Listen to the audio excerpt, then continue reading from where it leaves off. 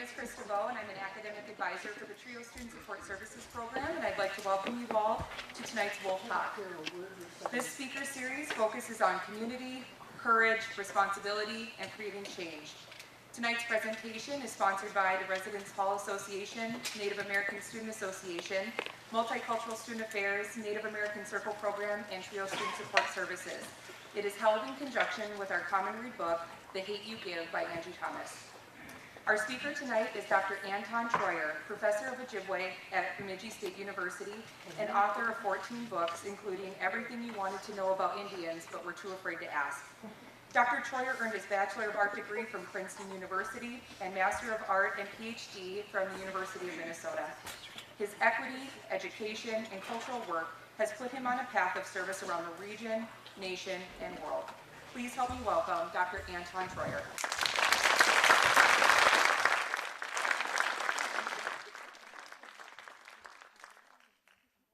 Bonjour, Koea Nui Ojibwe Majines, Mietago, Windamunugug is Imigway Chuenda Manapajin and Imiguan Bajayan, Minawagod, Windamunugug is Imigway Chuenda Man Kinegego, you o Heshchigeg.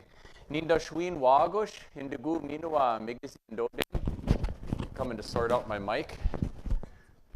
Aha, Minawagod, the Windamunugug, Shneen and the Gu Minawa, Migizi and Dodem. Namanji Dogish Binisro Tagwan Ojibwe. Yep.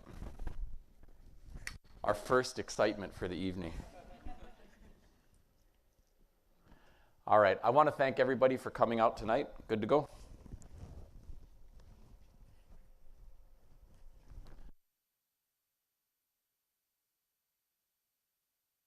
Check, testing, 1, 2, 3.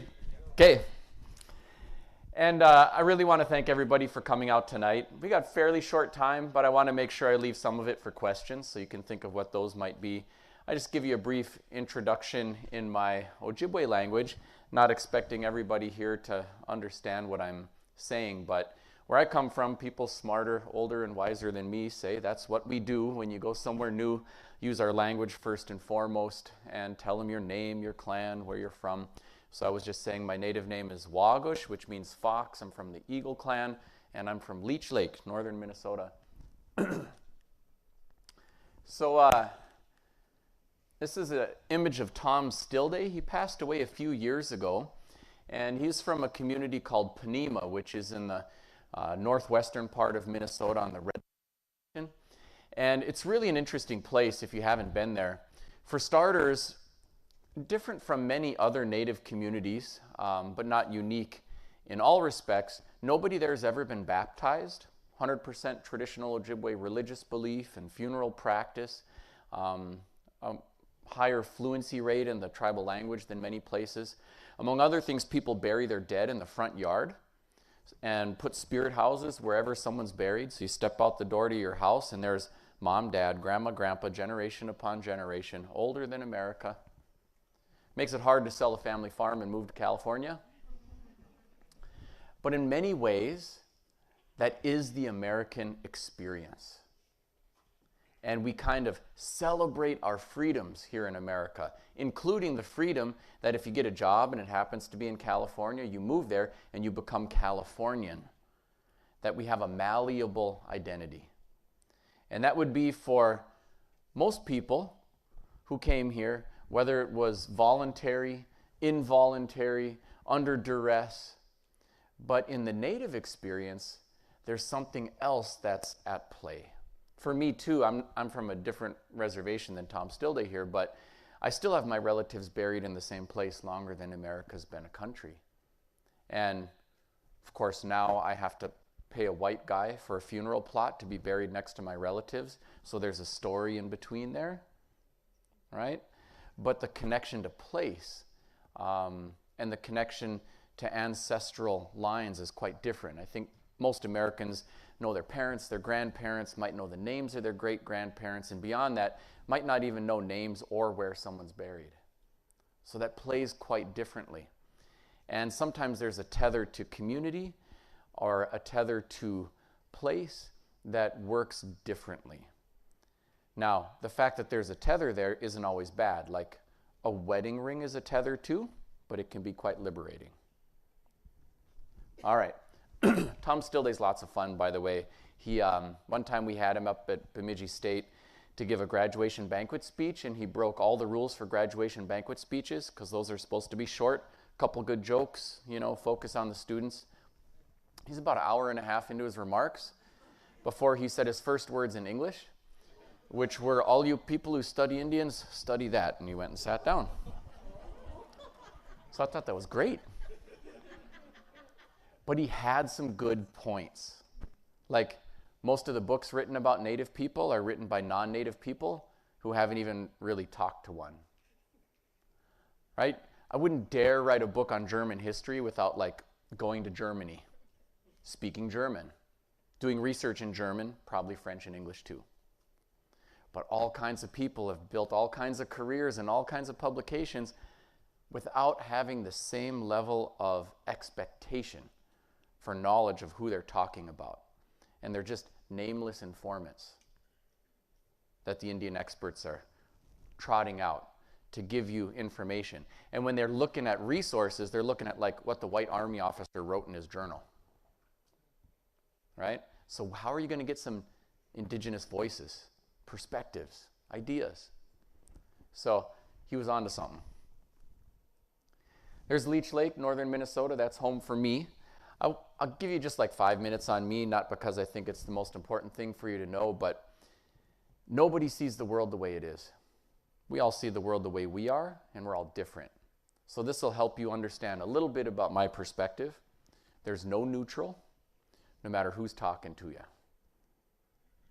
Everything we teach, everything we do is a cultural choice. All right.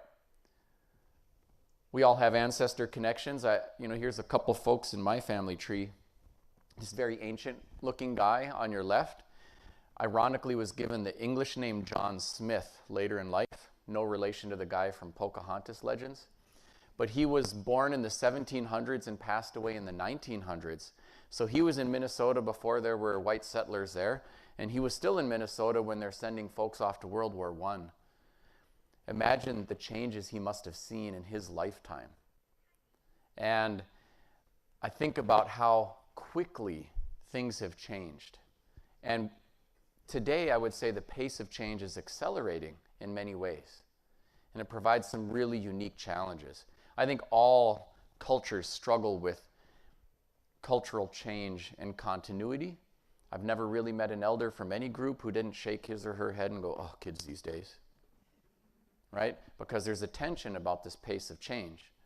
At the same time that many kinds of change are good, right? Innovations in healthcare or whatever. But some kinds of change maybe are bad, and some we have to learn how to live with. So as we think about making the world different, it's a big lift, but I think we have a lot to learn looking at the experience of people who've come before us.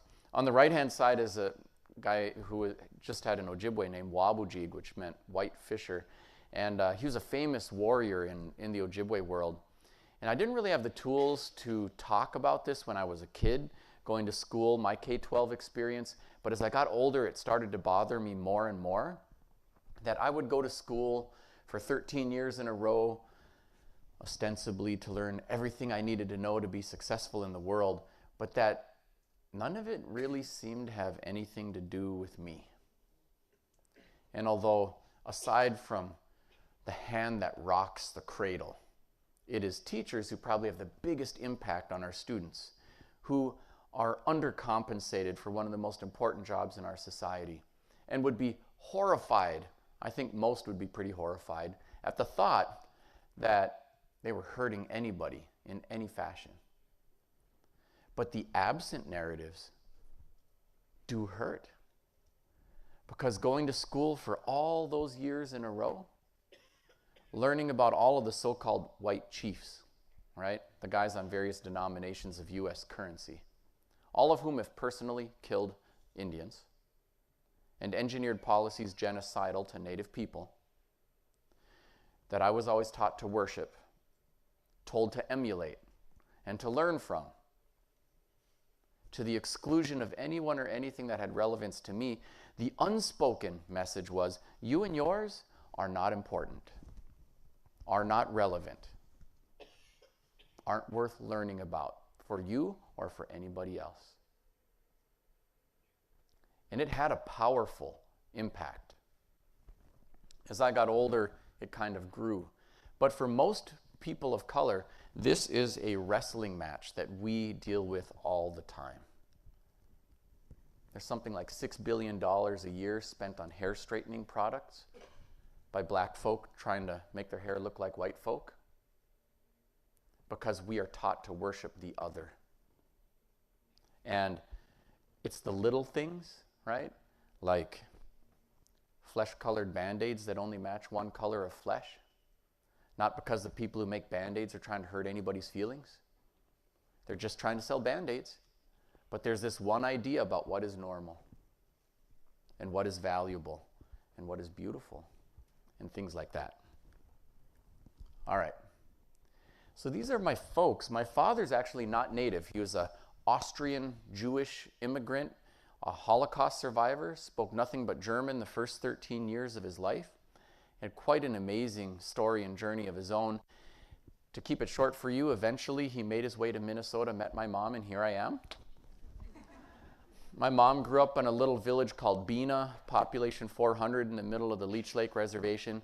I think for her, things like harvesting wild rice was less a cool cultural pastime and more a necessary means of survival. And I saw some pretty amazing changes just through their life and my own experience. I was looking for some economic data on Bena, and it's a little sobering when you look at the numbers yet today, although I kept the picture that popped up on my internet search because I thought the irony was great. That's a picture of someone's fish house and nice SUV. But $24K a year, there's so many stereotypes about the Native experience. Some people think we're all rich from casinos. Some think we're all living in squalor on reservations. And of course, both of those stereotypes cannot be true. The ultimate problem with stereotypes is not so much that they are completely false, but rather that they're incomplete. They only give you a tiny snippet of an experience. So we can talk and dig a little deeper about what that experience is like, but I know in the state of Minnesota, for example, in 16 counties, tribes aren't just big employers, they are the biggest employers. Be nice to Indians, you probably end up working for one someday. At the same time, over half of the Native kids across the country, including in my home state, live in poverty. So the reality is, it's complicated. You could say the same thing about white folk in America, too. We are one of the wealthiest countries in the world.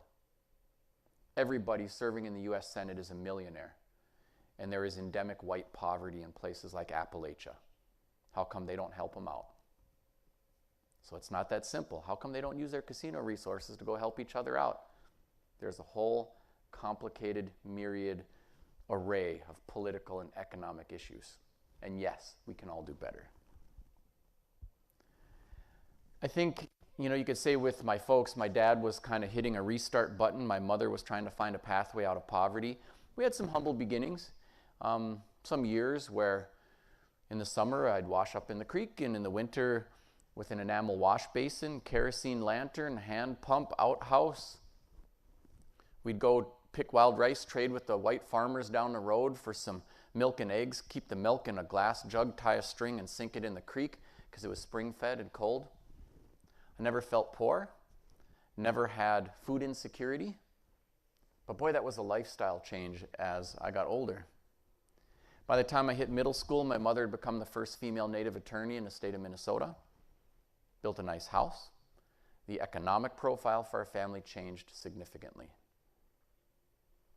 Finishing college will have an average difference of about $1 million over your lifetime. The world is not a fair place. It is not a level playing field out there. At the same time, we all get dealt a certain hand of cards in life. You got to play it the best way you know how. And an education is one of the levers that can improve your chances of having more access to opportunity. At the same time, it does not guarantee you a level playing field. Even the election of Barack Obama just proved to me that, oh yeah, if a black man works 10 times as hard as a white man, eventually one can get through. It didn't prove that we have racial equity in America. So, for me, when we talk about things like the American dream, I think it is half true. And the true part is what I saw my folks do, and there are many other stories like that. People without everything handed to them on a silver platter who found a way to triumph through adversity. At the same time, it's only half true. We really call it the American dream, as George Carlin said, because you got to be asleep to believe that's the whole story. There's my crew. I have 9 kids. I've been busy. 4 grandkids now. They're busy too. It is never dull. Happy to share lots of crazy kid and family stories. It's a view off the front deck of my house. I kind of feel like Shrek. That's my swamp. Among other things that happened when my folks were getting started, my dad had put in a bid on a piece of property that had been taken in a tax forfeiture and got a letter back saying, yours is the only bid, but it isn't even enough to cover the delinquent taxes. Can you find an extra $200? And scrounged around, begged and borrowed, and he got a pretty good-sized piece of property for relatively little money. It had been a virgin white pine forest, and it had been clear-cut and turned into farm fields. So he started planting trees, and he planted all of the trees in this picture right here. It completely transformed the landscape and the ecosystem. One man, limited resources. When I think about the big problems that we need to tackle, climate change, race relations in America, I think most people look around at stuff like that and they think, not much I can do about that. I'll go to work, I'll go to school, I'll raise my kids, I'll tell them to be decent human beings, and I hope it's enough. But it's not enough. All that's necessary for evil to triumph is good people to do nothing or too little. But when we think about orchestrating major change, it's not like we got to take this mountain and move it today. It's more like we got to keep planting the seeds. And it can transform the entire ecosystem. Amazing things can and have happened. But it doesn't just happen because people are nice, because they talk about the weather and they're friendly and they shake your hand. Right? We actually have to do some interrupting. Boy, that doesn't rub well with the culture in this part of the country, does it? To interrupt anything. But we have to. Frederick Douglass once said, power concedes nothing without demand. Holy cow, to make a demand? Whew, sounds rude. Think about something like women's suffrage. Did that happen because there were a bunch of dudes sitting around the Senate smoking cigars saying, should we give our wives and daughters the right to vote? Okay, yeah, it's the right thing to do. Let's try that. Hardly. Thousands and thousands of women had to protest, argue, petition. Susan B. Anthony got beat in the streets, ostracized, mistreated. And eventually, they recruited enough allies where an all-male Senate voted for women's suffrage. And once that genie was out of the bottle, it's going to be hard to stuff it back in. Not that that fight is over. We still do not have gender equity in American politics, do we? So it takes some interrupting and often sustained effort at it to orchestrate change. So we got to think about what's worth the effort. How do we actually do some interrupting in a good way, right? Just like when we're raising kids, We don't just let them do whatever the heck they want. Sometimes we have to interrupt them. Whoa, stop. Don't put your finger in the light socket. It's not going to help you, right? Sometimes you have to interrupt. Sometimes it's unwise not to. It's not rude. Okay. Sometimes I'm hard to figure out for other people. I've traveled all over the world. I'm well-spoken in English as well as Ojibwe. But I live where I do and spend a lot of time pursuing what a lot of people might consider traditional Ojibwe practices. We harvest wild rice. We make maple syrup and sugar. We hunt, fish, gather. My kids produce about $10,000 to $12,000 worth of food every year. They eat all of it and a whole bunch more. I guess I'm rich in all the ways that matter the most. But it's not about the money for me. I feel like raising kids who know how to do something, whatever the something is, translates into positive self-esteem, a self-assuredness, the knowledge that they can do whatever they want. And all too often, we tell people to pursue a very limited range of educational goals or business opportunities and so forth. Very limited. So when we expand the range, the definitions, plural, of success, then we can really open up not just a more expansive range of opportunities for people, but ways of accessing opportunity, and by that I don't just mean financial. So there we are, picking rice.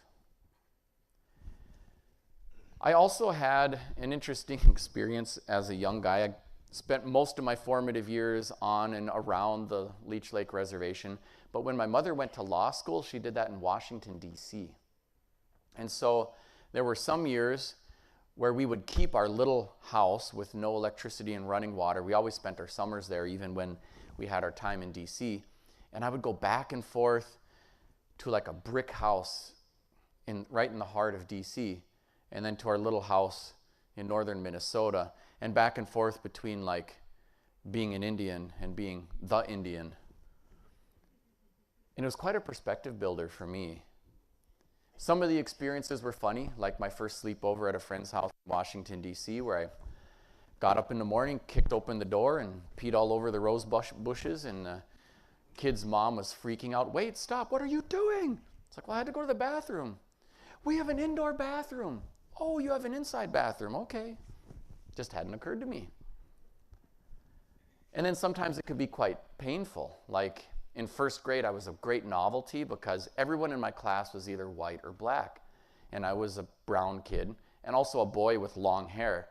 And one day the teacher thought that with my pretty brown eyes, I'd make a great girl. And she dressed me up as a girl in front of class, barrettes, makeup. They had a good laugh.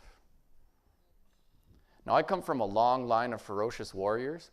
In fact, quite literally, I am the first generation in my family that has not killed somebody on a battlefield all the way back.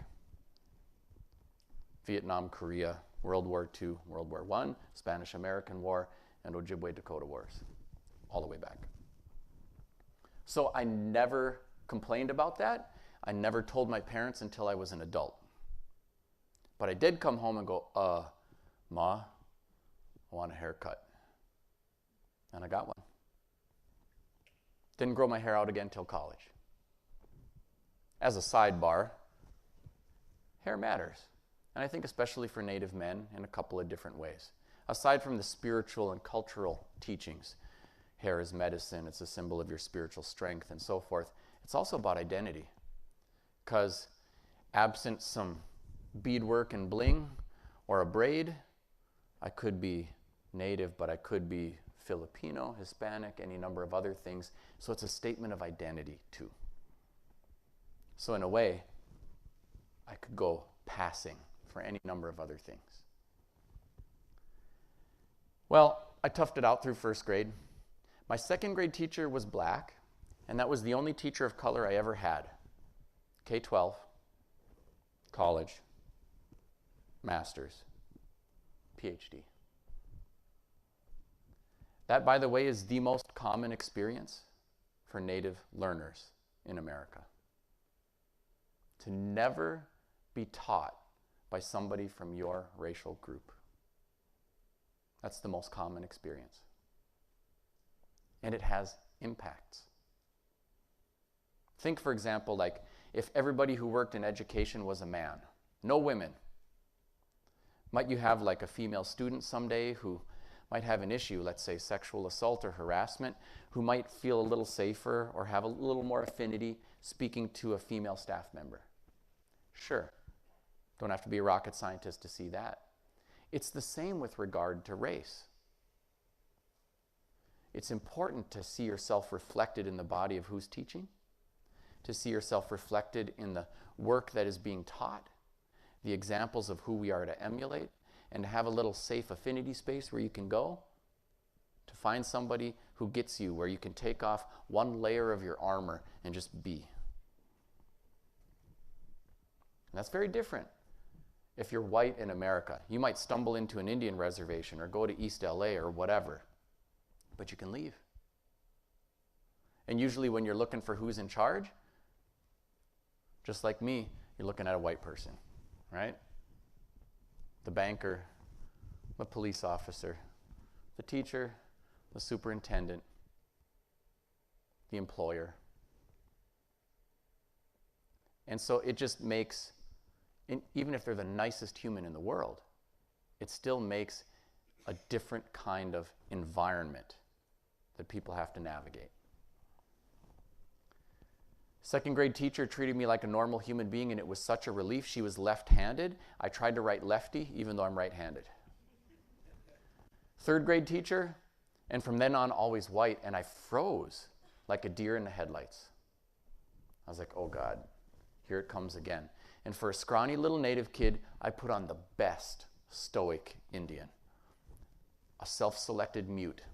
They tried to ask me questions. They said, it says here your name's Anton. What's your name? Man, I'd keep it up for weeks and weeks. They'd haul me into the principal's office. Speech pathologists, special ed, behavioral people, discipline, you know. What's your name? Finally, they're like, we may have to send him to a special school. And they had actually done all these assessments and determined all these learning disabilities and behavior disabilities, and I hadn't spoken or written a single word. Makes you wonder about the tools they're using to do these assessments. Finally, they're like, okay, we're going to have to go through an expulsion process. We're going to have to kick him out of the school. Now, I could imagine my mother, who's really quite a fireball, and what she would do to me. So they said, do they speak other languages at home other than English? So I spoke. Dad speaks German, Mom speaks Ojibwe. Oh, that's the problem. So they haul in my folks, principal, special ed, speech pathologist. This is the 70s, so it starts with something like, hello, we need to speak to you about your son. And my folks are looking at each other like, what the hell is going on? I don't know what my mom said. It must have been good, right? She's like second-year law student or something. I'm sorry, sir. Could you distill the salient parts of your communication? That doesn't make any sense to us at all. You speak English? Was that English? I don't know. Then she also turns around and gives me the like native mother Godzilla laser vision death stare. Started to speak. But that was 3 years of behavior change off of one day. And as Native people, and really for all people of color, everybody's got a day. It's not the same as my day, but there's a day. Go Redskins. Hey, Chief, what's up? Whatever it is. And those things sometimes bioaccumulate. I think a lot of times Americans look around and they see like Ferguson, Baltimore, Standing Rock, and they're like, man, there's some racial stuff going on in America, but it's kind of hard to connect the dots. And I think a lot of times for people of color, there's at least a little something every single day. There's so many dots, you don't have to connect anything. It's a solid line. See, they just don't understand. But we got to understand. It's not mean people. I guess you could say my first grade teacher had some issues, right? Most people are like, she should have known better. But a lot of times it's smaller and more subtle things. Like this kid is in the system as a foster kid, going to school in Texas. Granted, it's a special place in a lot of different ways. The school regs say boys need a haircut above the collar. Probably not because they're trying to out and marginalize Native boys. Probably because they don't appropriate enough money for education. It's hot, they don't have air conditioners, whatever. So that's what the regulations say. So they're built around one set of cultural norms and values. The parents, the foster parents say, well, you know what? We don't even have permanent placement of this kid. If we cut his hair, it could even be considered assault. But we have to send him to school, so what do you want us to do? So they said, well, if you could document that he's an enrolled member of a federally recognized tribe, if you could document that this is an authentic part of their culture, then we could petition the school board for a variance. So they did. So he's going to school. Makes you wonder about the little dots that he might be experiencing throughout his time in that system.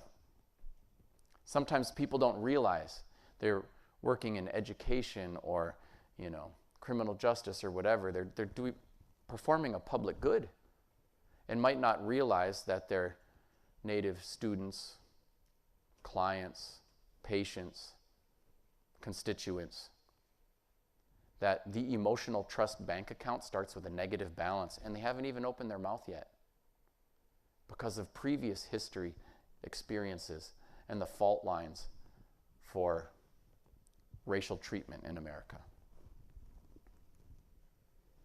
All right, if I hold up my finger like this and say, what is that?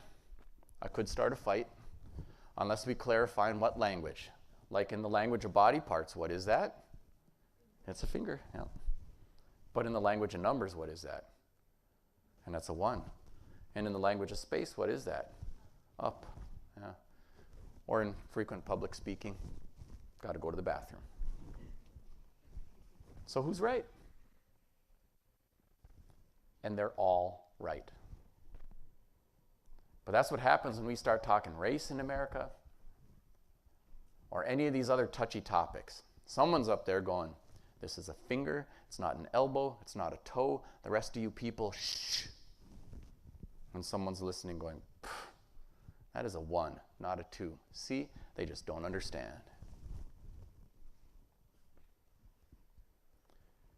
We're going to be in mixed company. College students. Most of your lifetime, there will be no racial majority group in America. You might be living in one of the whitest parts of one of the whitest states right now.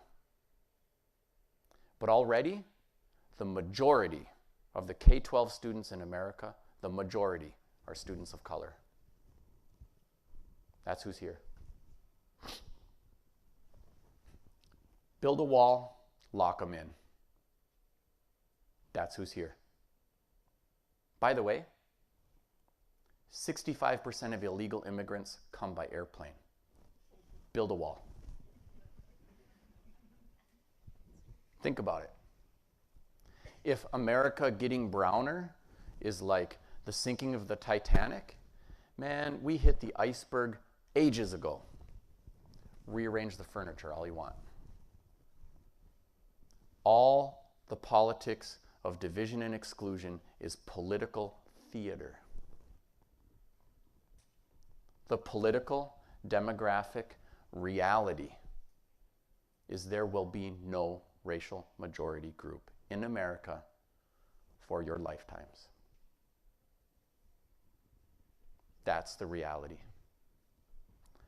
Figure out how to get along. Work together. Learn from one another. You're going to have to do it. You're going to have to do it when you get a job. You're going to have to do it when you pursue politics, economics, life, get married, deal with your grandkids. Figure out how to get along. To do that, we need to be able to see that as a finger, as one, as up, and all the other things it could possibly be. That's what having like a multicultural perspective is. To be able to pull in multiple perspectives. We are like fish. We see everything in our environment except for the glass bowl that confines us. And here we are swimming along. Bonk, we run into the glass. Whoa, what was that? He got offended? How dare he be offended? He doesn't know anything. See, it's a finger. To navigate, we need some sonar. Sonar is sound waves going out, sound waves coming back. But most people don't want to hear sound waves coming back. They just want to send them out. All the Fox News people are in a Fox News echo chamber. All the CNN people are in a CNN echo chamber. Nobody's talking to each other. Nobody's really trying to understand those multiple perspectives, except for Van Jones, and nobody listens to him anymore. Going to have to figure that one out. It's critical. Not for solving somebody else's problem, not for charity, so you can navigate the world you actually live in. When we start talking about this, there's a lot of coded language. We tippy-toe around on eggshells. We're reluctant to grab the bull by the horns. So we talk about like diversity. Right? We do a feast of nations. Everybody bring your favorite dish. We'll say they all taste good. But a lot of times it's coded language. So if I could provide a translation for you of what I hear, it's kind of like this. We have this big, beautiful bowl of whiteness. It's called our school. And we love all human beings, and we are so equity-minded that we invite everybody to come to our school and have a spoonful of it. Have a spoonful of whiteness. It's good for you. It's the definition of success. What? We have a truancy problem? We will drive to those poor people's houses. We will pick up their kids and bring them to the school, and we will give those kids 2 spoonsful of whiteness because it's so good for them. But we are not reevaluating what's in the bowl. We are saying diversity. That means bring everybody here to get the whiteness. We want everybody represented, receiving the whiteness. But we got to talk in other terms and with other understandings about what would it look like to change what's in the bowl, or to empower everybody equally to decide what should be in the bowl, or to write the rule book that governs everybody. That's different. And to do that, we got to talk about things like equity and so forth. It's kind of a famous picture, right? So when we talk diversity or things like that, we're saying everybody gets to go to the game. But we're not saying everybody gets to see. We're not saying everybody gets to play. We're not saying everybody gets equally compensated for the same kind of performance. We're not even thinking about what it would look like to kick that fence down altogether. But we should. And let's just be honest about our politics. And this isn't about Democrats and Republicans, but there's a lot of fear-based politics out there from everybody. Some people are terrified that as our racial demography changes, that we are somehow going to be hurting people. Although it's really interesting to me that there's a demographic, a group of people that are probably the most loath to say things like we have an oppression dynamic going on in America. They're the most likely to say it's land of the free, home of the brave, everybody can do it, they just need to work harder, have good morals. They provide the greatest validation that we do because what they're truly afraid of is that as America gets browner, we are somehow going to flip roles between who is the oppressor and who is the oppressed. White folk are going to be oppressed. If people of color do better, oh my God, white people are going to do worse. There's only so many marbles in the jar. You want to give some to them? Come on. It's not marbles in a jar, though. Right? It's not pie. In fact, if you really think about it, if your neighbor's kids do better in school, guess what? That teacher can work faster with your kids too. If everybody finishes high school and everybody finishes college and everybody is gainfully employed, guess what? They're all paying taxes. And they're all contributing to society, and they're all self-sufficient, and nobody's draining anybody's resources.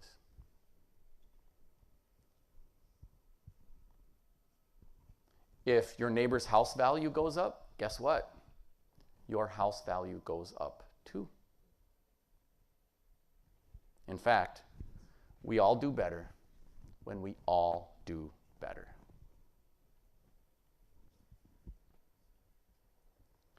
There are some people who want to fight over who gets to be the oppressor and who has to be the oppressed. You can see it in our politics. Make it harder for people of color to vote, come here legally, not just illegally, and so forth. I think we should just take all that energy, instead of fighting over who gets to be the oppressor, fight oppression. In fact, it is the charge for the U.S. Supreme Court, and it says this in the founding charter for our country, to protect minorities from the tyranny of the majority. That's what it is supposed to do. Some people object to that terminology, but you really shouldn't. White Christian Americans, you too will be the minority. It's for everybody.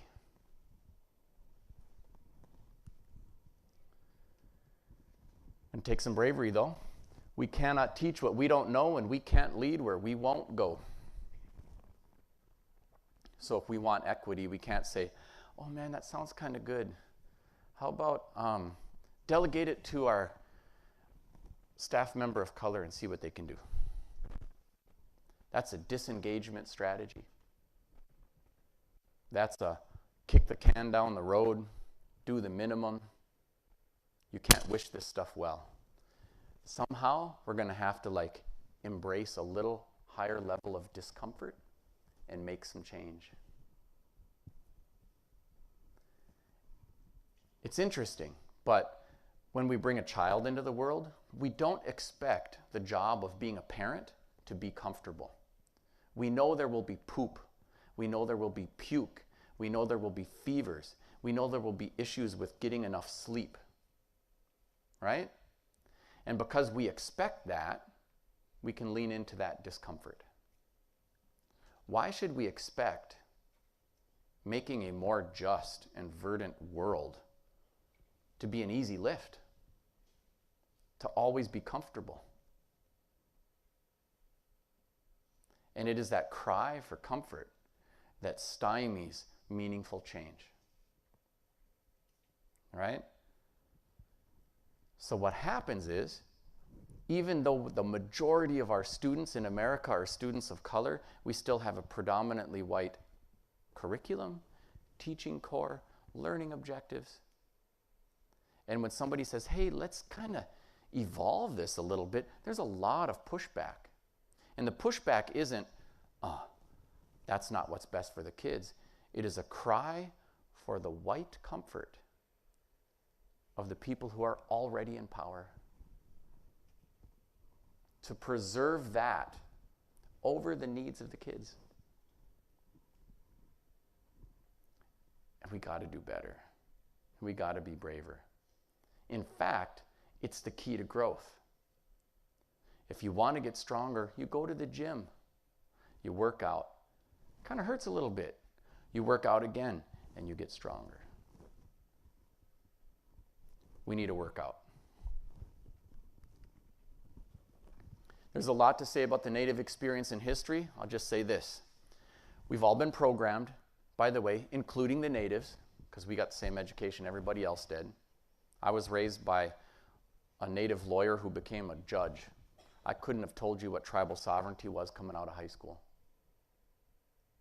My school didn't talk about stuff like that. I could tell you about all kinds of things in the white narrative, though, quite well. So the stories we've heard are stories from before 1900, and they're all stories with a tragic ending. So a lot of people think it's like the last of the blank, just fill in the blank with whatever tribe we're talking about, that there's a story of declension.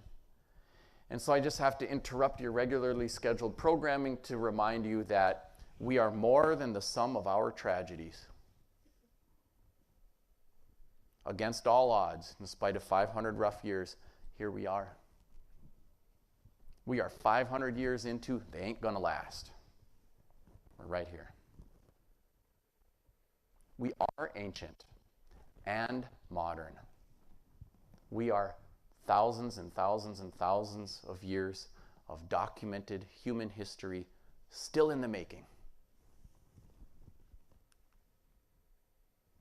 As we approach this, I'll just use an Ojibwe metaphor for you. These are tender topics. And we've had a lot of success in our area with a regional truth and reconciliation effort that I want to talk about today. But it is not easy to pull something like that off. One of two things seems to happen. Either people of color push too hard and the white folk all retreat because it's too uncomfortable. Or it turns into a pat on the back, feel good session, I'm okay, you're okay, and the people of color retreat because there's no meaningful action they're being used to make somebody feel good. So there's something in between to strive for, where there is meaningful change, but there is a sensitivity to the comfort level and engagement needs of everybody. And there will be challenges for everybody along the way. So in the Ojibwe world, the original chief clans, we had a clan system like Game of Thrones. So there was an animal, bird, fish that was like the sigil for your house, but it was also a spiritual guide. And the lesser chiefs were the loons, right? The beautiful voice, the diplomat. And then the kind of head chiefs were the Crane clan, the loud voice. Blah! And it was interesting when you looked at like a treaty log or something like that, the loons would talk for about 3 weeks. And then for about a day, the Cranes would come in and say, I think you understand where we're coming from. Here's what we're going to do. And so it's really important in engaging in work like this to lead with your loon, finish with your Crane. Be kind, be diplomatic, seek to be understood and seek to understand other people, but then be willing to be firm in your beliefs. If we start with, firm in my beliefs, chase everybody away and you don't have an engaged conversation. So to keep it courageous and at the same time to be thoughtful and strategic. That's good advice for anybody. It works with your spouse, with your kids, with mixed company. Very helpful. There's a lot to say about what's going on in the cultural world. I like this quote by Harding Carter. He said, there are but two lasting bequests we can hope to give our children. The first of these is roots and the other wings. And I think in education especially, we talk a lot about wings, but not enough about the roots. And certainly in my personal experience of the stories that I shared with you so far today, I felt like I was missing access to exploring my roots or having them strengthened during my educational experience. And I think if I had more of that, it would have provided an even higher level of engagement. I think a lot of Native people especially feel kind of assaulted in our educational experience. And what do people do when they're assaulted? It triggers those old caveman responses of fight or flight. So all the professionals are scratching their heads saying, how come we have this discipline problem? And I'm like, fight. How come we have this truancy problem? I'm like, flight. Especially when you look at the historical experience we've had with residential boarding schools and things like that. So I want to point to a couple solutions and talk about the truth and reconciliation stuff because it's really quite powerful. By the way, that's not a pet rabbit, we ate him. So I'll share just a couple of things that we do. Ojibways kind of get teased by the Dakota folks for eating rabbits, but they're really quite delicious. So for us, when somebody makes their first kill, gets their first deer or something, the ancient custom was to cook the whole deer. People are living in a wigwam village, and you would eat it in one fell swoop. We're a little more scattered, and we are modern too, so people are going to school and have jobs. So we will cook up, I have a big family, so we cook up like half a deer and invite everybody over, aunties and grandmas and namesakes and so forth. And we have this little ceremony that's kind of simple, but really quite powerful. So there'll be a prayer, and then we will ritually feed the successful hunter. Usually it's a teeny bopper or something. And we'll get a spoon of that food, and we'll say the person's name. So if their native name is Benesi, Thunderbird, we'll say Benesi and offer him a spoon of the food. And then the kid has to refuse the first bite and say, no, I'm thinking about children who don't have enough to eat. Ah, okay. Put it back, get another spoon. Benesi, no. I'm thinking about my elders who can't get out in the woods to hunt for themselves. Ah, okay. Put it back, get another one. Benesi, no. I'm thinking about my family, my community, people who came here today to support me. Ah, okay. Take another one. Benesi, then he can eat. And then we'll say, Benesi, you just changed your life.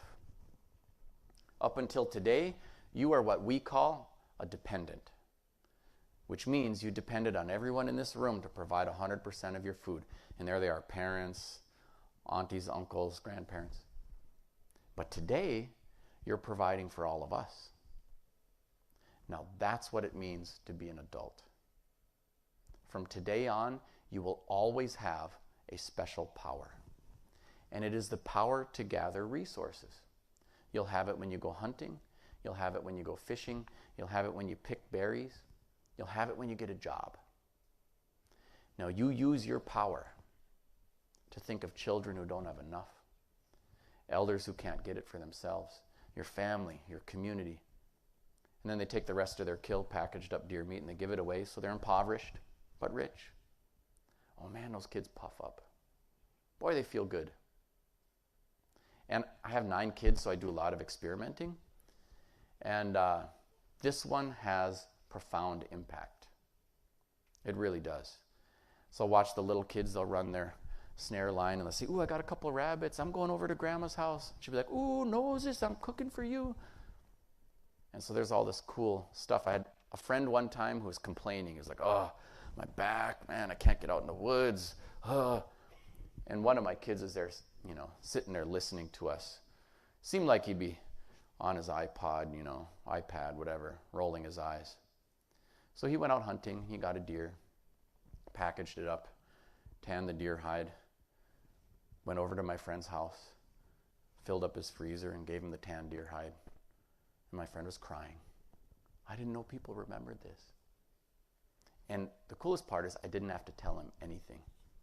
I didn't say, you should do that. He just did it. So,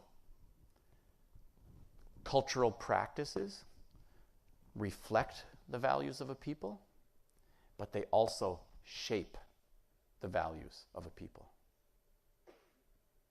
By the way, we do these ceremonies for boys and girls, and the women in our family are great shots. But when a girl comes of age, there's a whole year of ceremonies for her. and we actually repeat a very similar kind of feeding with each traditional food as it comes into season.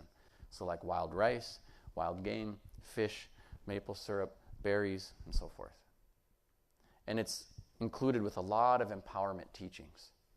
And it's not just about kind of do's and don'ts and cultural protocol, but this is mainly conducted by, grandmas and aunties, female namesakes. They'll say things like this: you have a right and you have a responsibility to be respected by men. Here's what that means. No one can hit you. No one can call you names. No one can make you do something sexually that you do not want to do. Man, this world would be a different place if we did something like that for all of our young girls as they come of age. And this world would be a different place if we did this for all of our young girls as they came of age with their brothers watching. One of my kids, as she turned 17, freaked me out and said, "Dad, I'm going to Rio de Janeiro, the biggest party town on planet Earth, for a year to turn 18. See ya." Foreign exchange student.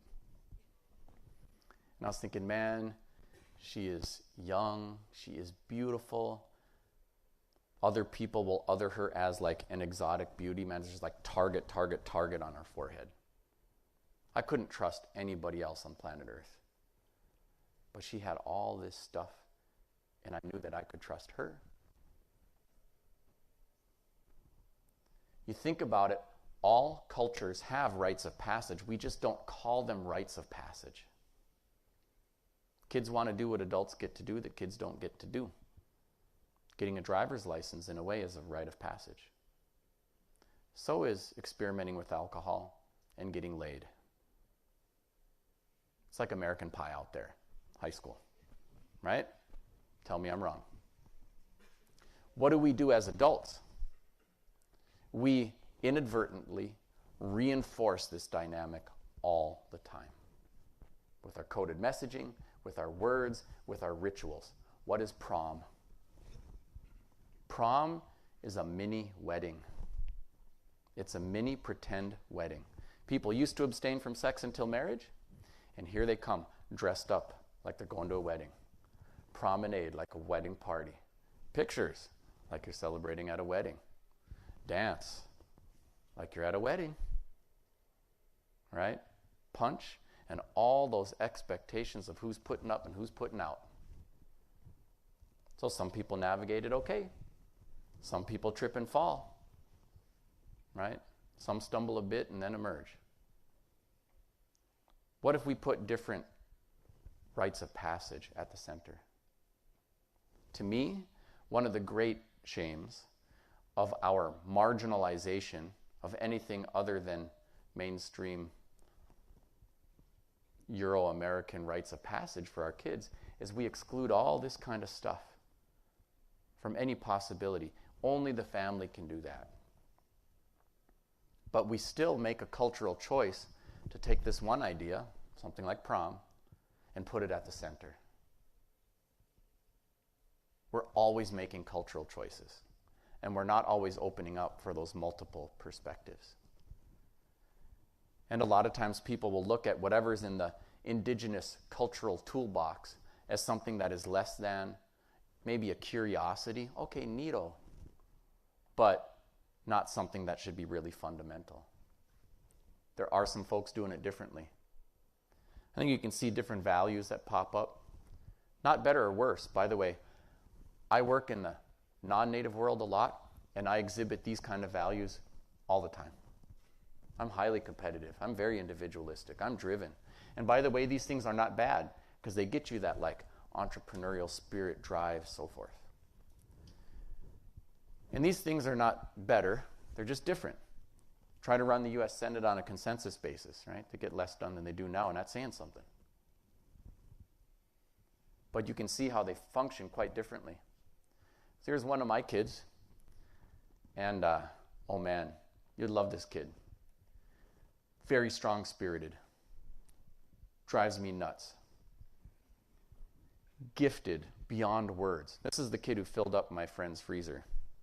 He just knows in the woods like when to move and when to stay still. incredibly successful. Also, can't sit in a chair for 5 minutes in a row. So, it would be like test day, right? They're sending the letters home for weeks. Make sure your kid is well rested. Make sure your kid is well fed. Make sure your kid's well medicated, whatever, all right? Make sure he's on time. Well, there's my kid with his test. Finished, I'm finished. Are you finished? Woo! Teacher's like, you, office. Here we go, IEP, meds, now, right? So there we are for the individualized educational plan intervention. And I had to say, like, it's a pretty standard toolbox. So it's like, first of all, we love your son. He's very strong-spirited. I was like, oh boy, here it comes. And the kid is strong-spirited, right? Like, and so, you know, even as a 3-year-old, he would just drive people crazy at school. Today, your son said some derivation of the word butt at least 300 times. Butt, buttocks, butt crack, please help. One time, they said he said a foul word in class. This was at age 3. And save the discipline reports because they're so good. And it was like, your son said a foul word in class. I told him, you can't do it. I have to tell your father. To which he replied, you better not. I'll kick your ass. I'm a Power Ranger. So he's like that. So the tools they have now for the intervention are like, here's a squeegee ball, you know. He can sit on a ball instead of a regular chair. We really want to catch him being good, so we're going to do the gold sticker chart every time he's good, and when he has enough good, he can go get a treat out of the box. Here's a permission slip. Can we give your kid gum? We're going to do the card flips. We want him to flip all the way up to green, and he can, you know, he might lose them if he's going down, but we want him to kind of move in the right direction and incentivize that. I was like, listen, I love you guys, and I appreciate how hard your job is. I've been dealing with this stuff for years. He is exceptional, though, right? I could punk out his brothers, and I'd say, don't stop, I'm leaving you. And he wouldn't stop, so I'd leave him, head off to drum ceremony, and there he is 45 minutes later, poof, comes through the door. It's like, did you hitchhike? How did you get here? I ran 9 miles. So should I be mad or proud? You know, he's like that. Anyways, I said, this stuff's not working, and it's because it's based in this. Rewards and punishments, materialism. Individual accomplishments as opposed to others. Competing with other people. I said, he doesn't traffic in that the same way. He's not motivated by rewards and punishments, but he is highly motivated by relationships. So if we can focus on the relationship, we can get him somewhere. And to their credit, we worked on it. And we worked on a formula and when to tune in, how. And he's a high achiever, exceeds the standards on his tests. He is not medicated. But we had to speak to him in his cultural language.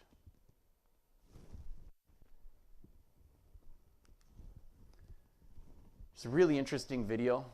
Rat Park, it's about a 5-minute video. It's up on YouTube. It's actually about substance abuse, and I thought it was fascinating. Most of our studies of substance abuse had been something like put a rat in a cardboard box, put in 2 vials, one water plus heroin, drop in a rat, and that rat would just drink water plus heroin until it died. So we know that like these chemical substances are horrible. They can take you down, and they do have addictive properties. But then there were these other counter studies that started in the 1970s where they'd replicate the experiment with the box and the 2 vials, water and water plus heroin, but instead of just dropping in a rat, they put in Rat Park. So there were toys the rats could play with, other rats they could socialize with, they could make baby rats, do everything rats love to do. Those rats drank the water and left the heroin alone. It seemed bizarre. So they started thinking a little more deeply about this. And there was actually a human experiment. It was called the Vietnam War, where over 20% of American servicemen used heroin, but less than 3% were addicts after returning home. And although it is true people abuse prescription opiates and things like that, every time grandma gets a hip replacement, it doesn't always turn her into an addict. So it seems like the addictive properties of these chemicals is only part of the story. There's something else going on. And it has to do with the whole environment that somebody lives in. And ultimately, instead of treating addiction as a criminal offense, thinking about how do we heal people by tuning into the whole environment, we can actually do something much more meaningful. That the opposite of addiction is not actually sobriety, but connection. And a lot of times people of color are deprived of cultural connection, especially in big institutions like educational ones. But it's very, very important to have that there. Also, it works very powerfully for me as an analogy. Like for our schools, we want Rat Park, right? For all of our students, regardless of their race, we need Rat Park. But what we forget is that what looks like Rat Park for one of our white students might look like an empty cardboard box for one of our students of color. So we need to tune into the needs for each of our students. And in fact, many places have identified as many as 5 different primary learning languages, whether it's auditory, written, kinetic, so forth. So we need to expand. Everybody's a genius, but if you judge a fish by its ability to climb tree, it'll live its whole life believing that it's stupid. Too many of our kids, of every race, are treated this way. And you can hear them. I'm stupid, never get it, hate this school, teacher's racist, whatever. Well, swim for the river, little one. Right? I wanted to share a couple of cool things going on. It's not all gloom and doom. I've been so amazed with the Hawaiians. Among other things, I get to coordinate our university's Hawaiian field program. And we'll go to the big island of Hawaii. They have solved so many problems so innovatively. For starters, that whole state is one school district. So you got a state like Illinois. Some schools are funded at the level of less than $4,000 per pupil, and some at over $40,000 per pupil. More than 10 times the financial resources. And then we expect the same results out of both schools. And the underperforming school, we say, it's your fault. Or it's the fault of the families because those kids are dealing with poverty. Or it's the fault of the teachers for not being effective. But in those 2 different schools, the starting salary might be $31,000 at the one, and the starting salary might be, $71,000 at the other. And when you got a master's degree and you've been at it for a while, you're getting up to 6 figures. Where do you want to work? So it just engineers this vastly disproportional way of treating schools and students. By the way, we are more segregated now than we were before desegregation. 90% of our students of color go to schools that are 90% students of color, and those are the least well-funded schools. Even if we had racial equity today, we don't obviously, but if pretend we did, our educational system is sufficient to engineer racially predictable financial disparities because of the link between education and financial opportunity. And if you wanted to do something like nationalize and equalize per pupil funding, who would be crying? Hawaii said the whole state's one school district, they eradicated the problem. In Hawaii, they were down to 1,000 speakers of Hawaiian, and the language was illegal for use in public schools 30 years ago. Today, there are 22,000 speakers of Hawaiian. Over 3,000 have learned it as their first language in the home. There are 22 Hawaiian medium schools. And it is stunning to see how they do what they do. Every day, waiting outside the school is every person who works at the school. Every cook, teacher, administrator, nobody's doing last-second whack-a-mole on emails. They're all waiting. And then here come the kids, buses, straggling parents. It's humans. They line up. And then the kids have to initiate communication by singing in the Polynesian custom. And then when the staff feels they're sincere, they sing back. And then every kid gets a hug from every single person who works at the school every single day. Aloha. Can you hear the folks in South Dakota talking about that? What? Are you serious? You want to spend 45 minutes on cultural enrichment at the start of every day? The kids are awake in the morning. They should be doing math. Consider that the graduation rate for Native kids from high school is about 50%. Consider that the truancy rate at some of the tribal schools is sometimes as high as 50%. And consider that these schools have no statistically significant truancy problem. Instead of having to do everything twice or twice as slow, it's like if you want to go from Aberdeen to Seattle, you could start walking or running. Or you could take a few minutes, get everybody on a bus, step on the gas, and see who gets the most people there first. In a way, it's not cultural enrichment, it's an engagement strategy. There's so much more to say. It's so impressive what they're doing. And when you ask them, why are you doing it? They don't say it's because Hawaiian language is important because another pretty bird sounding in the forest. They talk about strong maoli, or spiritual fire. And they say, well-tended fires grow strong, neglected fires grow weak. We are doing this to make strong human beings. And I'm happy to share more in questions about how they do what they do. We've been trying to do this in other areas too. There's Rose Tainter saying we want an immersion school for Ojibwe like the Hawaiians have. Probably the most impressive thing about the Ojibwe immersion school that she helped found at Wadugodading, which is in Wisconsin, is that even though we have a 50% failure rate on state-mandated tests in English and math, that school has had a 100% pass rate for its first 15 years of existence every year. Holy crap. Holy crap. If somebody's figuring something out, then maybe we should pay more attention to that. Doing the same thing over and over and over and over again and expecting a different result every year, Einstein called that the definition of insanity. But that's what we're doing. Common Core, academic English, math, every year, over and over, and half the kids aren't even making the cut. Here's a place that's got everybody making the cut, and they're doing it in a different way. Let's pay attention. There are many other places that are too. There's 30 expeditionary schools that are showing remarkable results. By the way, you talk about like how to deal with white comfort.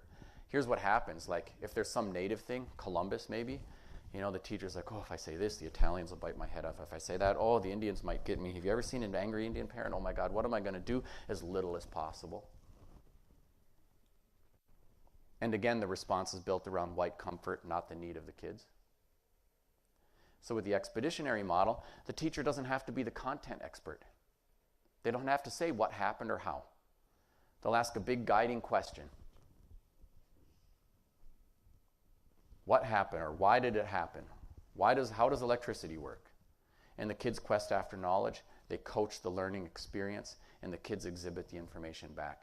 It lets the teacher off the hook from having to be a content expert or pick a narrative to win. It's so empowering for teachers and really engaging for students. I've got kids that go to an expeditionary school. Even Portland public schools with 58 different languages spoken in the school district have pretty much eliminated the racially predictable achievement gap through equity work. It's an amazing story. Some people are figuring this out, and we should just got to tune into it instead of doing that. School for the gifted and talented. Sign says pull, he's pushing on a door. How come it's not opening? We're going to have to make our own luck in the world. There's me getting ready for powwow. There's an interesting article by Robin DiAngelo. She's a white racial equity educator and writer. And she is in this article, by the way, you put those two words together, some people start to bristle. But here's what she says. She says, white Americans have been highly insulated from racial discomfort. You can travel the world and someone will speak to you in English, whether you're traveling in anywhere in Europe, buying a house in Costa Rica, you'll be accommodated and made comfortable. You don't have to go out of your comfort zone as much as other people. And this happens too all the time in America. As a result, two things happen. One is there's a certain musculature that gets exercised by being racially uncomfortable. By the way, I experience that all the time. Twice a month, I'm in Home Depot or something, and someone's like, hey, can you go clean up on aisle 3? And I'm like, everybody who works at Home Depot has a blaze orange apron that says the Home Depot. You know? Or if I'm dressed up nice, someone will be like, oh, you must be the limo driver. Okay, can you come up over here? Like, why would you assume that I'm the limo driver just because I'm dressed nice? Would you assume that a white person dressed like this? You know, but if you make a stink, then I'm the jerk, right? So it doesn't really have to ruin my day. So I'll just be like, oh yeah, what you're looking for is in the far corner of the garden section outside. Or whatever. But more commonly, sorry, don't work here. So for me, the workout has me like that. And for a lot of white Americans, the musculature for talking about and dealing with race and racial discomfort is highly atrophied. Need some exercise. The other thing that happens is there's this unreasonably high expectation to always be racially comfortable. So somebody wants to talk about or do something about it, and people are like, whoa, that's the racist thing. They want to talk about race. But we have to lean into it. I like this quote from Anna Gibbs. Every time they tried to bury us, they didn't realize that we were the seeds. We are more than the sum of our tragedies. There is resilience there. There's a lot to the story. Isla Watson was a good one too. If you have come to help me, you're wasting your time, but if you've come because your liberation is tied up with mine, then let us work together. Doing this work is not an act of charity. We all need some liberation from the oppression dynamic. White folk need healing too. In fact, you know, although human beings have been clunking each other over the head with clubs since time immemorial, nobody's off the hook for that. There was a different kind of violence that emerged through the Middle East and Europe, the colonial kind, where instead of beating somebody up and taking a bologna sandwich, it was more like, you have to speak my language, you have to worship my God my way, and I claim you, all you humans, and your land as my property. The colonial kind was different. And Europeans have been dealing with thousands of years of the colonial kind of violence. And even though in recent years, white folk have been the primary beneficiaries, the winners of more of the wars and that kind of stuff.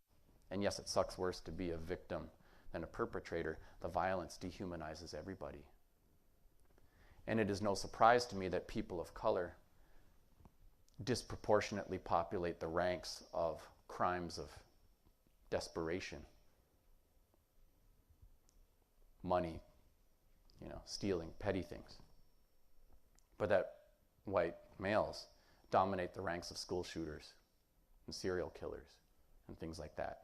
We all need healing. And it has to happen together. Recommend the book, The Anatomy of Peace. Awesome. Some great tools for even how to get influence over people who won't even talk to you. Arab guy and a Jewish guy, both of whom lost their fathers in Arab-Israeli violence, founded a peace institute. Story begins with a white family who brings their juvenile delinquent kid to go get fixed, not realizing that they had objectified and dehumanized him because of his behavior. So really some useful tools in there. Ojibwe and Dakota people have reconciled through a ceremonial practice. The Dakota gave this drum to the Ojibwe, which we still practice and use, singing the Dakota words. If you want an academic approach, I'd recommend Paulo Freire's Pedagogy of the Oppressed. Some brilliant stuff, especially in working with, well, really working with anybody. But he talks about how these oppression dynamics continue and how we have, you know, like you look at a group like the Pilgrims coming across the ocean, escaping their oppressor. Was that the end of oppression? And hardly. And where was that oppression? They carried it inside. So it was internalized oppression, blame and shame stuff in Puritan culture, beating up their own folk, Salem witch trials, beating up their neighbors, natives, blacks, and it just kept on cascading. So of the pillars that prop up oppression, only one is an outside group trying to keep somebody down. The other ones happen inside of oppressed communities, internalized, lateral, and intra-oppressed group oppression, all of which props up the hierarchy. And a lot of times we don't think about all of those things. Because when we think, oh boy, there's a racism, we're looking for like the Nazi or the KKK member or somebody who's keeping somebody down. But we're not paying attention to those more introspective things of what's happening inside of us in all of our communities. And I wasn't aware. Like my brothers and I, man, there's some mean-spirited teasing. Who can one-up one, the smartest, the best, the fastest, and whatnot? And I started thinking, man, when is this actually not just a contest of wits and we're just putting people in their place? Is this helping? You know? Hadn't really thought. And it happens all the time amongst us. So sometimes the biggest work is not extrospective, where we're looking at outsiders keeping someone down. It's introspective. What am I not seeing? How should I be navigating? How do I develop some sonar? What's my responsibility? How can I contribute to making a meaningful lift here? Not just applaud the efforts of some other person. And those things are much harder to see, but incredibly important. I like Joy DeGruy's work too. Post-traumatic slave syndrome really starts looking at how this impacts communities of color and what healing could potentially look like. In Bemidji, we've got a truth and reconciliation effort, a bilingual signage effort.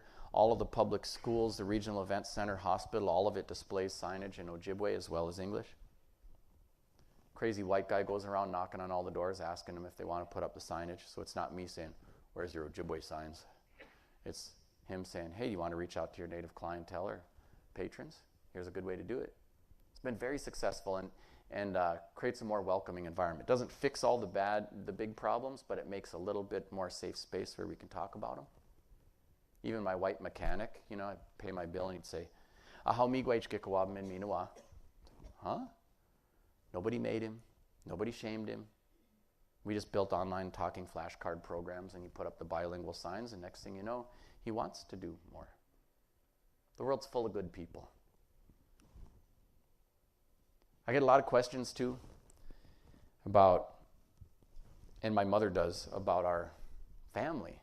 Like, we live in a resi-res. Everybody knows somebody who burned up in a house. There have been plenty of family tragedies, and I'm happy to share our stories too. But of my mom's crew, there was 4 of us. My youngest brother's a medical doctor. We consider him the loser. Hey. My sister's got a law degree. She's a judge now. My other brother and I have PhDs. Everyone's doing fine. Pile of grandkids, great-grandkids. And everyone's asking my mom, how did you do that? How did that happen in this place where it seemed like a lot of people were going down? And she says, well, I don't know, but I know that I believe in education. And by that, I don't just mean from books. I made sure my kids knew how to snare rabbits and hunt deer and pick rice. They all had a first kill feast. You know, they went to ceremonies.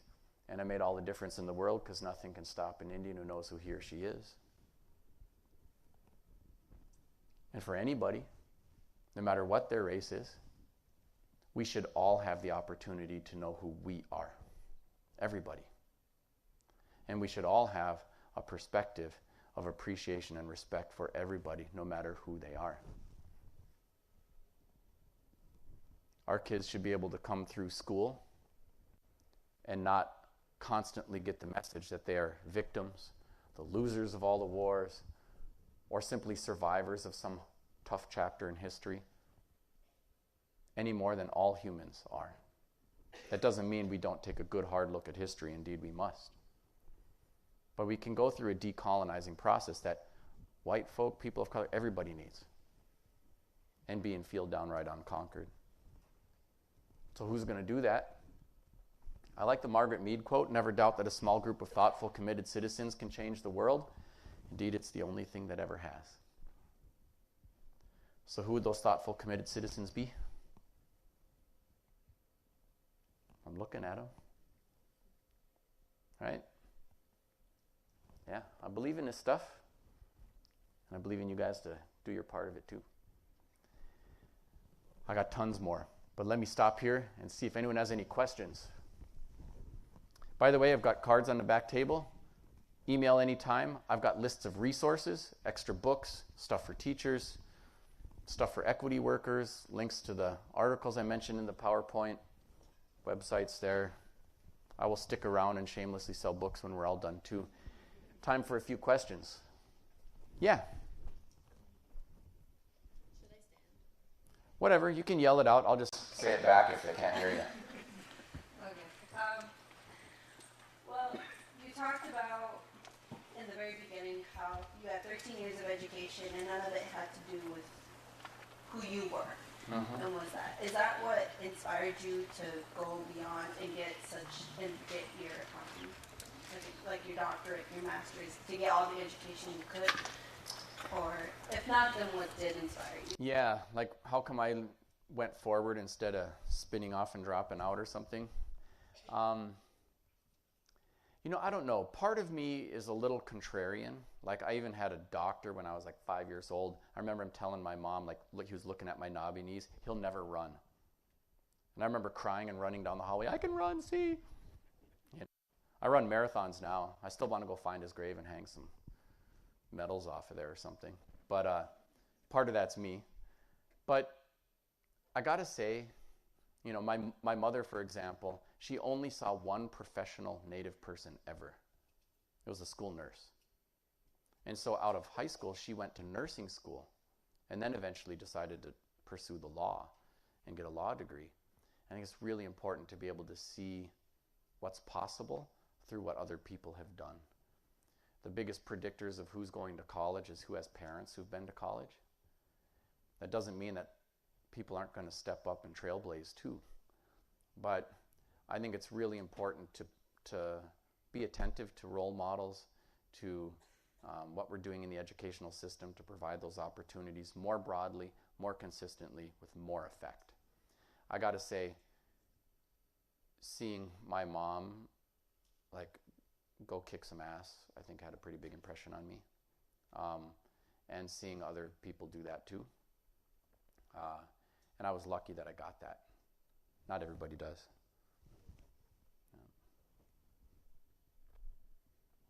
Other questions? Yeah. First of all, thank you for coming and sharing your story. Yeah. I appreciate it. I have a somewhat a long question, so I hope this makes sense. My daughter, I have a 9-year-old daughter, I noticed her in her early years of school, she had people of different ethnicities in her class, but she never really described them or thought of them in terms of their skin color. Right. Until she was taught to do so at a later age by authority figures. She'd say so-and-so that has the curly hair or that likes the color purple or something like that. It didn't occur to her to say that was black girl or something like that. Yeah. So being curious about that, looking into it, and it seems that those terms, black, white, yellow, people of color, which is a newer term, those primarily come out of that colonial mentality of European Eurocentrism and intellectual justification for slavery, that sort of thing. Right. So, and I noticed you use those terms as well, even though you are promoting racial reconciliation. Yep. You still use those terms. So, do you agree with President Obama, who says that race is a social construct rather than a biological reality? Yes. And then do you feel that using those terms and encouraging people to identify with a particular, racial category promotes unity, or does it tend to divide people more than it helps us have a better discussion? In other words, would it be better to draw a larger circle with our language rather than several smaller circles? Yeah, it's a good question. So first of all, I do agree that race is a social construct and not a biological reality. You know, even in the spectrum, across the spectrum, you know, yeah, you're talking about, you know, skin color and phenotype stuff, but that isn't even consistent within racial categories too, right? And then you can just look at 1,000 pictures and you can't even tell half the time who's what, and how people identify and construct their identity. So yes, this is something that people have cooked up.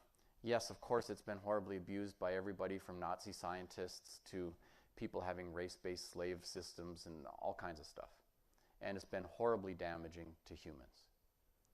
And yes, on an emotional, spiritual, human level, we need to emphasize the oneness of humans and the human race. And we need to work to a time when, you know, it realistically, it won't even be Star Trek Next Generation. Like, it'll be all colors like bleeding into some kind of brown soup. You know what I mean? The distinctions between us will, some hundreds of years in the future, be a lot harder to discern. But we're not quite there yet. And as much as I would love to dispense with racial categorization and realize that the categorization itself is an enabling mechanism for the mistreatment of people, that pretending that we're not and saying we're all color blind enables the racially predictable mistreatment of some of our citizens as opposed to others to continue. So, although this is not the end game, for now, I think it is more important to be color conscious so we can identify where we're not being equitable, because there is a racial predictability in our economics, politics, education, and so forth. And when we identify what those differences are and are tuned into and conscious of them, then we can work to make the change meaningfully so we can get to the point where it won't be that significant. And by the way, race is one of the major fault lines, but it is not the only one. So it's not like, is it race or is it class or is it gender? It is race and class and gender. There's no hierarchy of oppressions. They all intersect with one another. We are all 100% of the time, 100% impacted by our gender, 100% impacted by our economic reality, 100% impacted by our race. And the impacts can be positive or negative. White folk are 100% of the time impacted by their race, because when they buy Band-Aids, it matches the color of their flesh, or whatever, right? We are all impacted all the time. We just don't always recognize those impacts, but they're there and they're pervasive. So to me, color conscious. The other thing that would be a follow-up to this too is that race is complicated. So race is partially about color, right? This is the color line stuff, the W.E.B. Du Bois and the James Baldwin stuff. Like, you know, the darker you are, the more hyper-visible you become in a place like America, and the more that will impact how you are treated, be it racial profiling or what have you.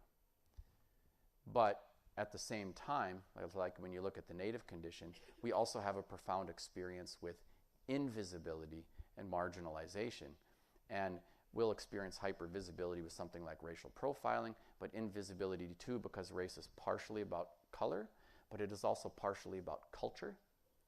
Like there's a difference between a Spanish-speaking black Dominican and a French Creole-speaking black Haitian and an English-speaking African-American by culture, who might have more affinity with those language groups in some ways because of culture.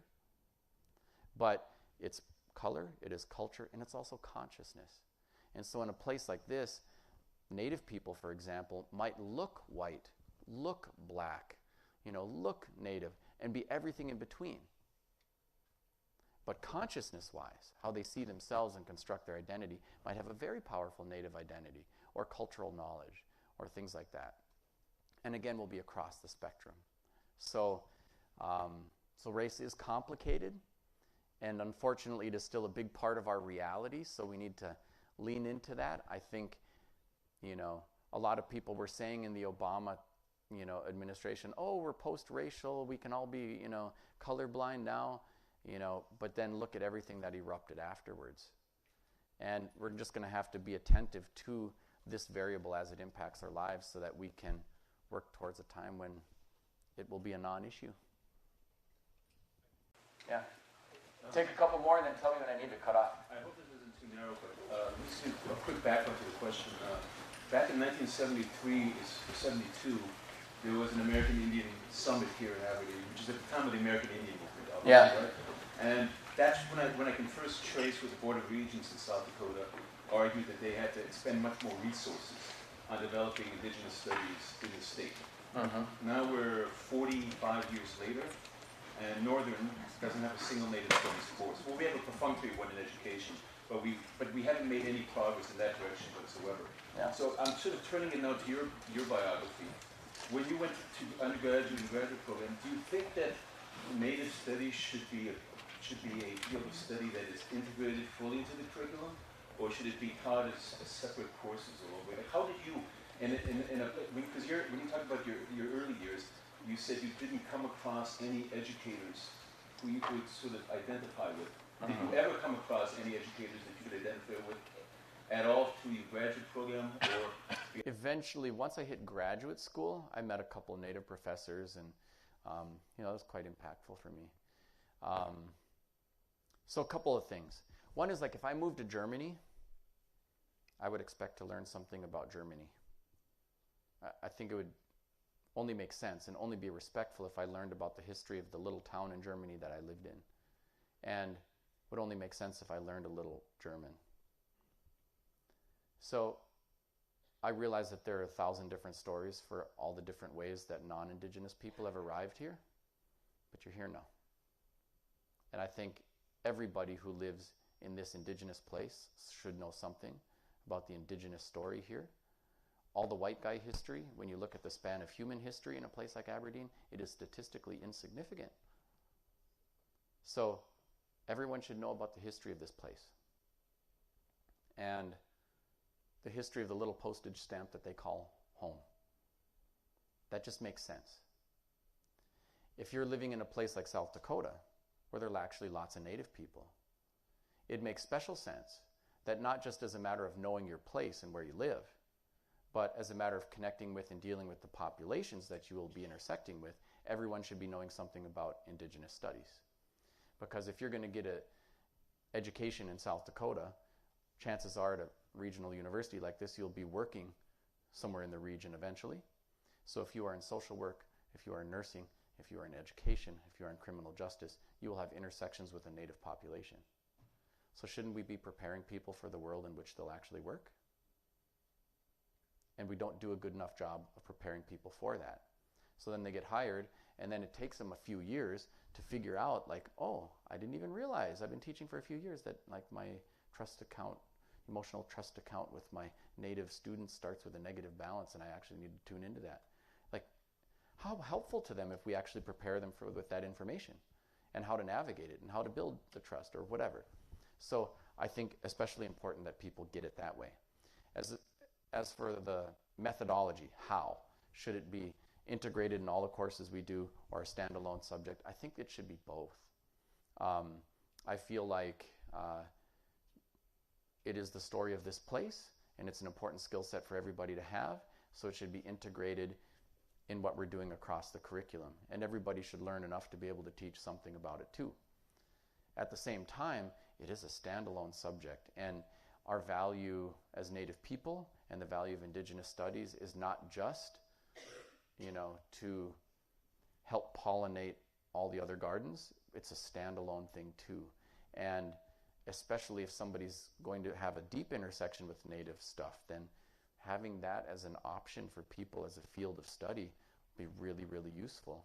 And we got lots of people coming through Indigenous studies at Bemidji State, and I mean, they are movers and shakers. I think we got 5 out of the 7 Ojibwe tribal chairmen in Minnesota are BSU alums, and their education helps equip them for that political world. But it's also true that, you know, many other people who are not Native but have that knowledge are far more well equipped for the world that they're going to live and work in. And so having the option for a deeper level of expertise is also really useful. And, you know, I think there are many other fields of study that are important too. But yeah, I think it should be both ways. Yeah. All right, one or two more, and then, okay, go ahead. What do you feel is the number one way that Native Americans are still oppressed today?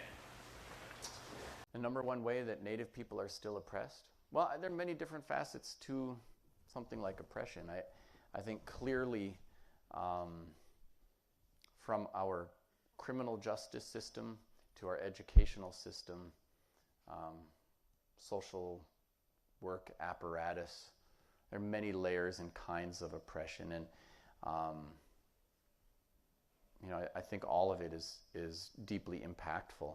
And certainly the intersectionality with economics, class, and stuff is very impactful too.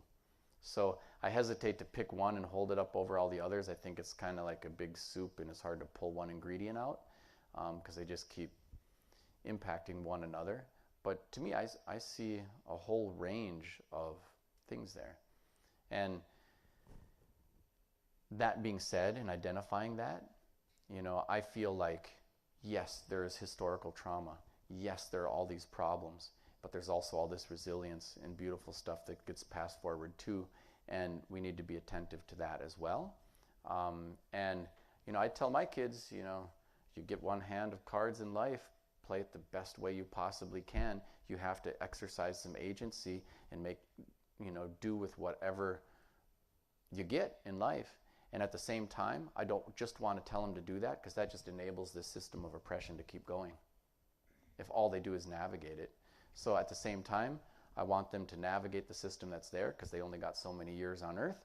And I also want them to work to change that system so it's not so hard for everyone else to navigate that comes after us. All right, I better leave it there. It's been so fun. I know we could keep going for hours.